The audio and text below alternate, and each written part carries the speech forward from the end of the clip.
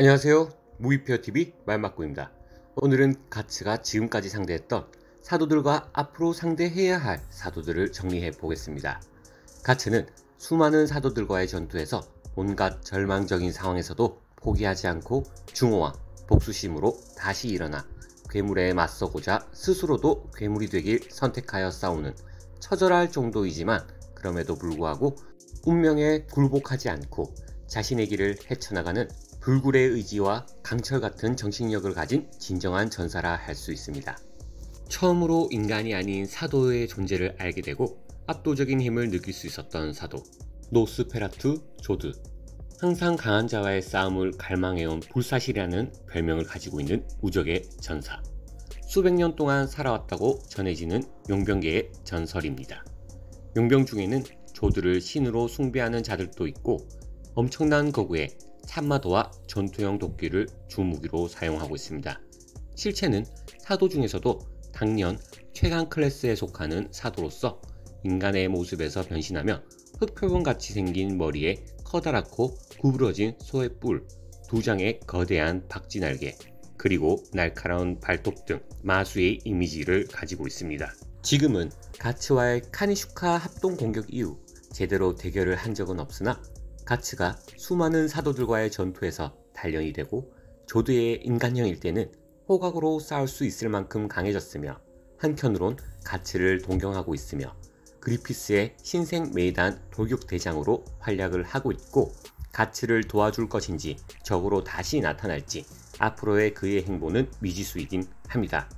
그룬벨드. 가츠와의 대결에서 아주 강력한 임팩트를 주었던 그룬벨트입니다. 신생 메이단 고위 간부 중 한 명으로 로크스와 함께 그리피스의 양날개로서 군림을 하고 있습니다.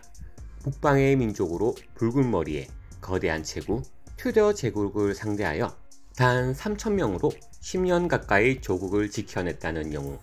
전사한 것으로 알려졌으나 그리피스 신생 메이단에서 활약을 하고 있습니다.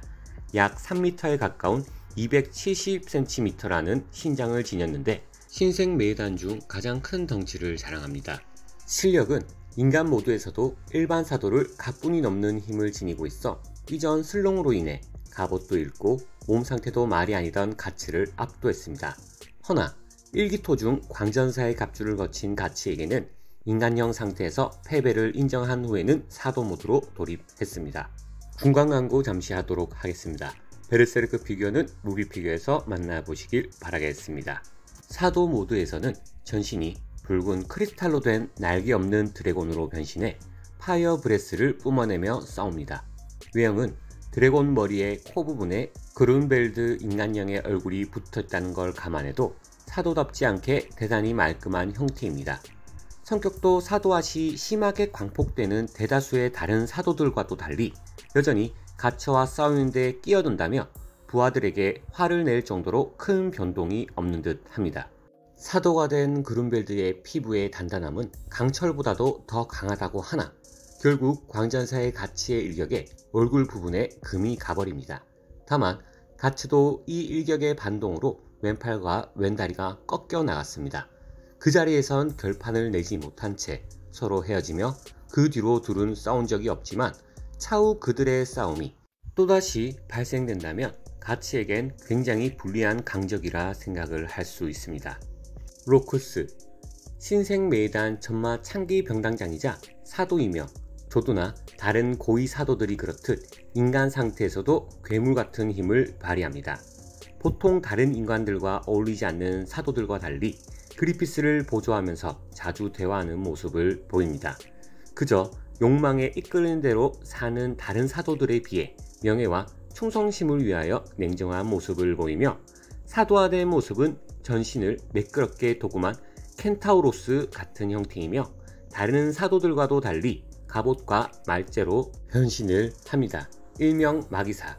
아직까지 가츠와의 대결을 하지 않았기도 했고 개인적인 생각으로는 최후의 전쟁에서는 가츠 대신 가츠 일행 중 한 명인 세르피코가 상대를 할 것 같다는 생각이 듭니다. 로쿠스는 조드와 그룬벨드에 비해 활약이 조금 적은 듯 하나 신생 메이단 고위 간부급인지라 카니슈카 대결에서도 전혀 겁을 먹지 않고 싸우는 것을 보며 상당히 강한 캐릭터인 것은 확실합니다. 다만 현재의 가츠가 로쿠스를 충분히 상대할 수 있다는 생각이 들어 아마도 가츠보단 가츠 1인과의 싸움이 더 적절하다고 판단이 되었습니다. 다이바, 요즘 최신화에서 활약을 하고 있고 카니슈카 대제를 섬기며 그의 최측근인 동방 출신의 늙은 마법사, 요수병으로 구성된 쿠샨 요수병단의 단장으로 휘하의 요수병을 조종하는 술자들을 거느리고 있으며 다이바 자신 역시 요수병을 조종합니다. 평소에는 마법을 이용해 요가 자세로 공중에 떠있고 물담배를 즐겨 피우며 현재는 가츠를 인도의 무덤 형태인 솔도파야 감옥에 넣은 장본인. 작중 마술사로서의 능력은 플로라와 더불어 가히 최상위권입니다. 사도들의 비밀을 잘 알고 있는 것도 그렇거니와 그 사도를 이용해 마자궁을 만들어낸 것, 가츠와 세르피코를 보고 첫눈에 그 힘의 근원을 파악한 것, 그리고 카니슈카 대제가 마자궁에 뛰어든 뒤 안개에 닿아있던 모든 생명체들을 흡수당하는 와중에도 보호술법을 통해 자력으로 살아남은 걸 보면 마법사로서의 경지 및 지혜는 대단히 높다고 볼 수가 있습니다. 시르케가 대마도사가 되면 하늘을 나는 것도 가능하다고 하는데 다이바는 자유롭게 하늘을 날아다닙니다.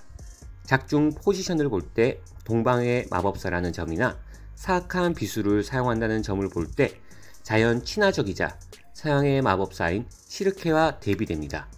하지만 리케르트 일행을 도우면서 같은 동료가 되어 시르케와 동료가 될 전망이었으나 현 시점에서는 또 악으로서 활동을 하고 있어 그의 행보는 아직 지켜봐야 된다고 봅니다. 마궁의 사수 아바인. 아바인은 저격수 포지션으로 그룬벨드가 점마 중장병들을 이끌듯이 아바인도 점마병 궁수들을 이끄는 게 아닌가 싶지만 이 활든 점마병들은 이후에는 전혀 보이지 않고 아바인도 혼자서 활동하는 모습만 보여줍니다.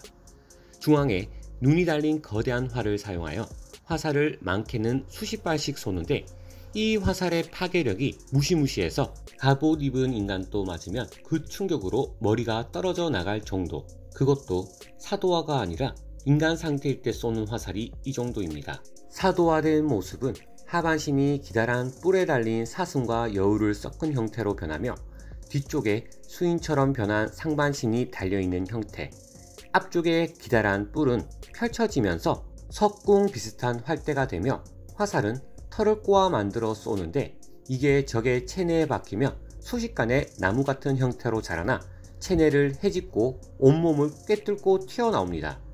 대다수의 사도들과는 달리 로쿠스나 그룬베트처럼 이성적인 사도에 해당되며 신생 메이단 무녀인 소냐와 혼자 쉬고 있는 그에게 다가가 담소를 나누고 이때 전직 사냥꾼이라는 게 밝혀집니다. 개인적으로 생각을 하였을 때 가장 위험한 인물, 매의 무녀 소냐. 신생 메이단의 무녀이지만 정작 그리피스의 정체는 까맣게 모른 채 광신도가 되어 맹목적인 충성심을 보입니다. 그리피스에게 사랑이라기보단 동경이나 숭배가 함께 섞이는 것에 가까운 감정을 가지고 있으며 때문에 그리피스의 약혼 상대인 샬로트 공주를 질투를 합니다. 이 캐릭터가 가장 위험한 이유는 소냐는 그 지옥같은 세계관에서 나고 자란 아이치고는 이상할 만큼 두렵다는 감정을 표현한 적이 없습니다. 그리피스와 카니슈카의 대결에서도 사도들의 정체를 알게 된 미들랜드군의 혼란을 소냐의 말 한마디에 사도와 인간이 같이 합동 공격을 할 수 있을 만큼 마음만 먹으면 사람들의 뇌를 잠식할 수 있고 통제를 할 수 있을 만큼 강력한 무녀라 생각이 듭니다. 그리고 그를 뒷받쳐주는 그리피스가 있기 때문에 사도보다도 더 강력한 인간이라 볼 수 있습니다.